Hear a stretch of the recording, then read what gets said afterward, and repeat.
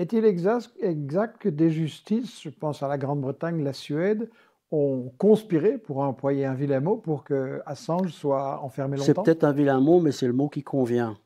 Nous savons, parce qu'il y a eu des fuites de courriels obtenues soit par des fuites, soit par des actions en justice, par notamment la journaliste italienne Stefania Maurizi, qui fait un travail qui continue aujourd'hui, qui prouve qu'il y a eu complot, conspiration entre les services de procureurs suédois, les services de procureurs britanniques, pour mener cette affaire de façon complètement irrégulière et d'en faire une affaire politique. Ce n'est même plus discutable.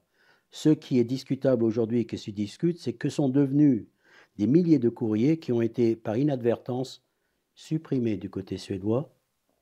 Et aussi, on vient de l'apprendre il y a un mois ou deux, supprimés du côté britannique. Oups, Quel oups, hasard! oups. Il y a un juge britannique récemment qui a rendu un jugement en ordonnant la publication de ces emails.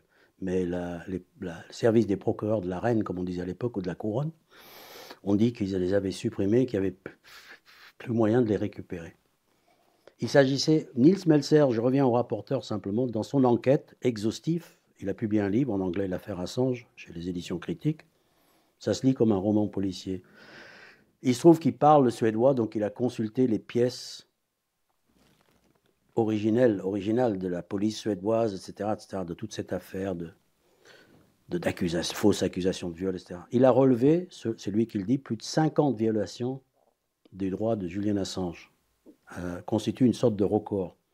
Autre point important, je pense, sans rentrer dans le détail, étant le rapporteur, comme j'ai dit, le représentant quand même des Nations Unies, il est généralement traité avec certains égards ou respect.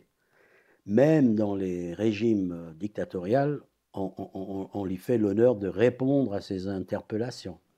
Or, dans cette affaire-ci, il a reçu un mur de silence et de mépris de la part de la Suède et de la Grande-Bretagne notamment. Il n'avait jamais vu un traitement pareil. C'est-à-dire que c'était allé assez loin.